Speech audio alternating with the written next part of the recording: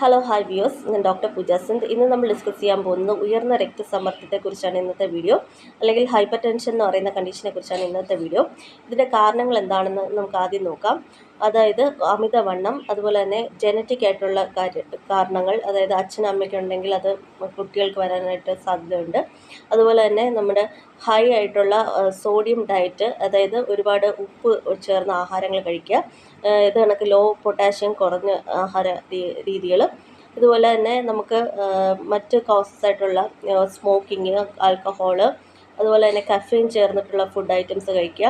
അതുപോലെ തന്നെ thyroid issues, hyper thyroidism പോലുള്ള ഇഷ്യൂസ് ഉള്ളവർക്കും ഇതുപോലെ നമുക്ക് ഹൈപ്പർ ടെൻഷൻ വരുന്ന സാഹചര്യം കണ്ടുവരുന്നുണ്ട്. അതുപോലെ തന്നെ ഡയബറ്റീസ് ഉള്ളവർക്കും ഹൈപ്പർ ടെൻഷൻ്റെ സിംറ്റംസ് കാണാൻ സാധിക്കും. ഇത് നമ്മൾ ഇതിൽ എന്തൊക്കെയാണ് ശ്രദ്ധിക്കേണ്ടതെന്ന് വെച്ചാൽ, നമ്മുടെ ഡയറ്റിൽ അല്ലെങ്കിൽ ഫുഡ് ഹാബിറ്റ്സിൽ നമ്മൾ സോൾട്ടിൻ്റെ ഇൻടേക്ക് കുറയ്ക്കാനായിട്ട് ശ്രദ്ധിക്കുക. അതായത് അച്ചാറുകൾ, അതുപോലെയുള്ള സോൾട്ട് ആയിട്ടുള്ള ഫുഡ് ഐറ്റംസ് കുറയ്ക്കാനായിട്ട് ശ്രദ്ധിക്കുക. അതുപോലെ തന്നെ നമ്മൾ കാർബണേറ്റഡ് ഡ്രിങ്ക്സ് അല്ലെങ്കിൽ സോഡ പോലത്തെ ഡ്രിങ്ക്സൊക്കെ ഒഴിവാക്കുക. ഇതുപോലെ തന്നെ നമ്മുടെ ക്യാൻഡ് ആയിട്ടുള്ള ഫുഡ് ഐറ്റംസ്, അതായത് പാക്കിൽ കിട്ടുന്ന ക്യാൻഡ് ആയിട്ടുള്ള ഫുഡ് ഐറ്റംസ്, ഇതെല്ലാം ഒഴിവാക്കാൻ ശ്രദ്ധിക്കുക.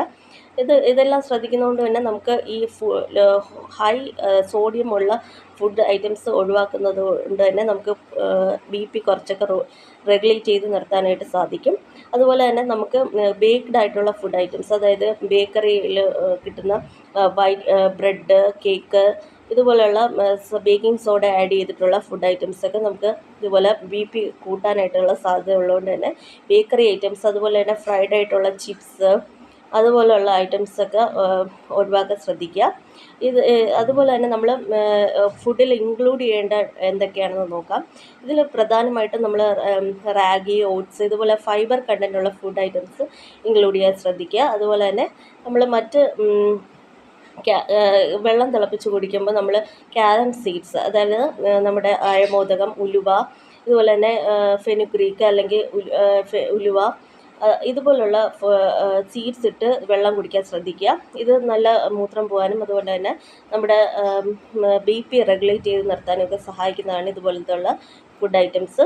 അതുപോലെ തന്നെ ക്യാരറ്റ്, ക്യാബേജ്, പംകിൻ, ഇത് കുക്കുംബർ, സലാഡ്, വെള്ളരിക്ക, ഇതുപോലുള്ള ഫുഡ് ഐറ്റംസ് ഇൻക്ലൂഡ് ചെയ്യാൻ ശ്രദ്ധിക്കുക. ഇത് നമ്മുടെ ഡയററ്റിക്കായിട്ട് ആക്ട് ചെയ്യുന്നത് വഴി നമ്മുടെ BP റെഗുലേറ്റ് ചെയ്യാനായിട്ട് സഹായിക്കുന്നതാണ് ഇതുപോലത്തുള്ള ഫുഡ് ഐറ്റംസ്. അതുപോലെ തന്നെ ചീരവർഗ്ഗങ്ങളായാലും ഫൈബർ കണ്ടൻറ്റുള്ള ഡയറ്റ് ആയാലും ഒക്കെ ബാർലി, റാഗി, ഓട്സ്, ഇതുപോലുള്ള ബ്രേക്ക്ഫാസ്റ്റ് ഐറ്റംസ് ഉണ്ടാക്കി കഴിക്കാൻ ശ്രദ്ധിക്കുക.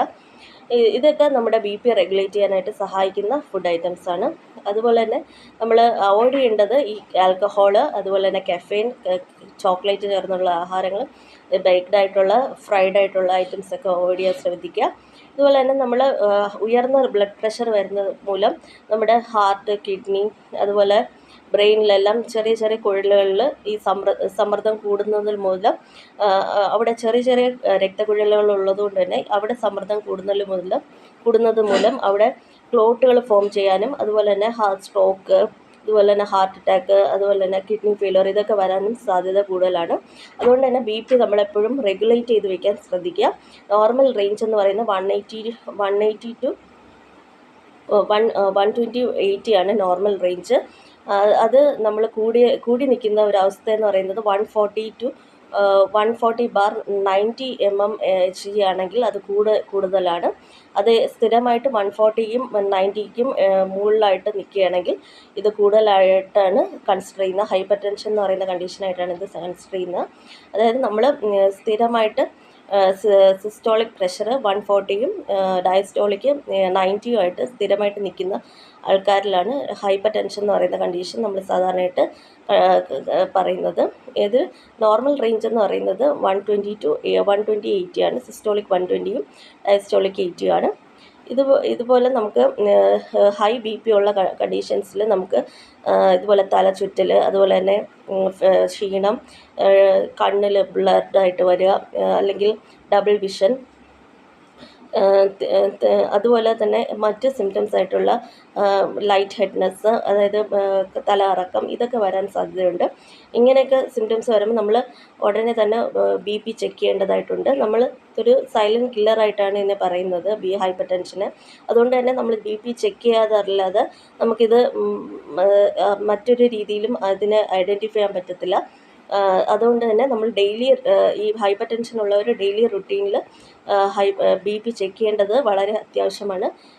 നമ്മൾ അതുപോലെ തന്നെ ടാബ്ലറ്റ്സും മരുന്നുകളും എടുക്കേണ്ടതും ഡോക്ടറെ കൺസൾട്ട് ചെയ്ത് എടുക്കേണ്ടതും വളരെ അത്യാവശ്യമാണ്. Thank you for watching.